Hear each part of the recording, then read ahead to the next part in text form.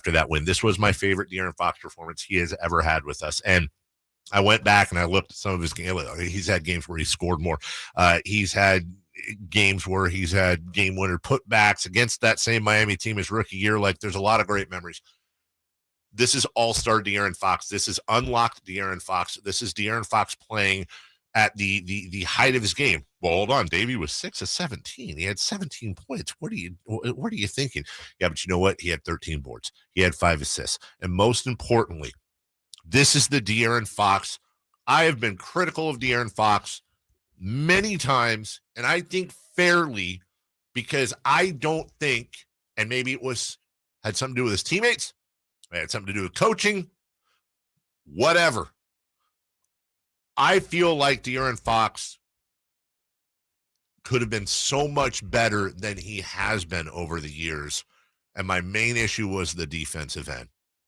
Tyler Hero was absolutely destroying this team. He finished with 34 points and not single-handedly, but was the major factor in getting this team back.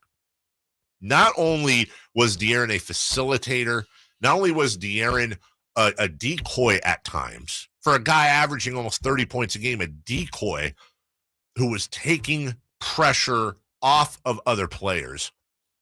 Not only was De'Aaron not forcing shots towards the end and thinking, I got to do this, he trusted his teammates. But most importantly, he went to Mike Brown and he said, I want Tyler Hero. Let me get on Tyler Hero.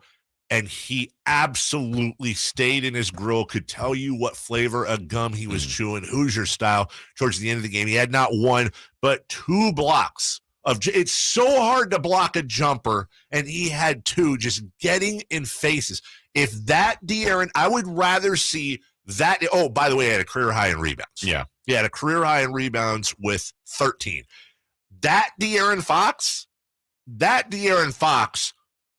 can lead this team to a play-in / playoff contender. That De'Aaron Fox is worth every penny of the max contract.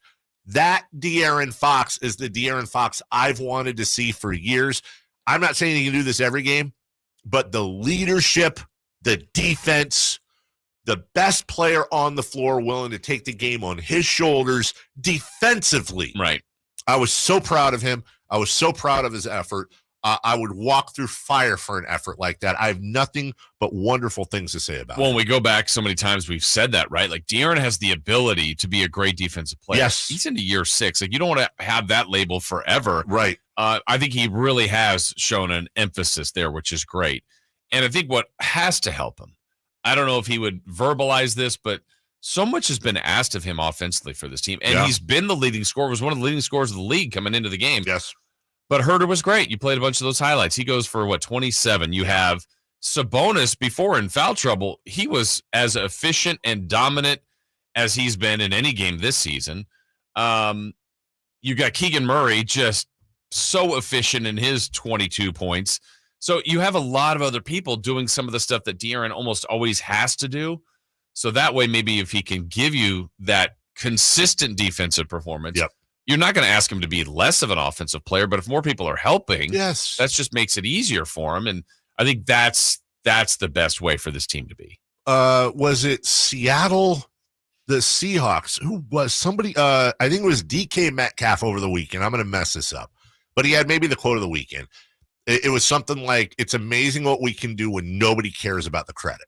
We don't care about getting credit. And listen, I've never thought, let me be clear here, I've never thought Fox to be an ego guy. What I'm saying is, I also have to credit Mike Brown. I don't know that Mike Brown is bringing that out of De'Aaron or not, but I'm going to go ahead and say because he's the coach and he's the defense guy. And I have to think behind the scenes, Mike's been like, De'Aaron, this is great, but this is what I want out of you. And De'Aaron answered the call. Whether that's true or not, I don't know.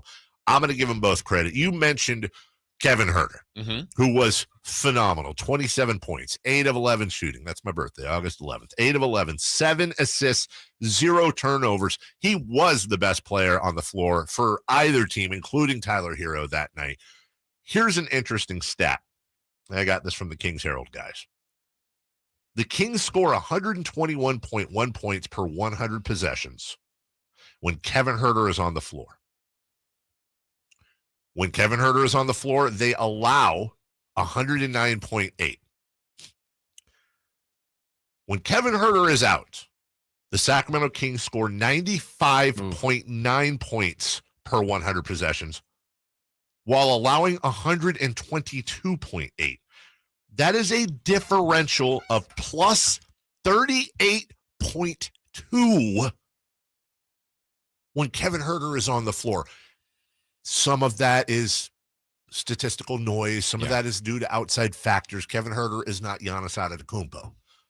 But that trade they made for Huerter has beyond paid the dividend. They wanted a shooter that could come in, play average to above average defense, and really give them that outside threat. He has done that and more. Yeah. I also, we were critical of Mike Brown last week on Friday. I honestly did not understand the game. Same. 4 rotations. Yeah. And I just didn't get it. I didn't get it. He did a much better job, in my opinion, of that. And they might have to play the starters a lot of minutes. 4 of the 5 starters played 30-plus minutes. Sabonis would have, but he was in foul trouble and just some terrible calls. Garbage. But those are their 5 best players. I don't even think it's a mystery. And doesn't mean you don't play your bench. They're going to need to figure out the roles a little bit clearer. Correct. But I think the starting 5 is rock solid. Like, that group needs to play the bulk of the minutes, and I think that's where you're going to get the best results. Yeah, 7 guys off the bench. That's probably at least 2 too many for me. I'm sure he's still figuring stuff out. But other than Rashawn Holmes playing 21, Monk had 14. I'm fine with that. Mitchell had 12. Lyles had 18. I still haven't figured out if I like Trey Lyles or not. Not as a person, but as I just don't know if I want those minutes going somewhere else. But he played 4 of 7, 10 points. He was 5 boards in 18 minutes. He was fine.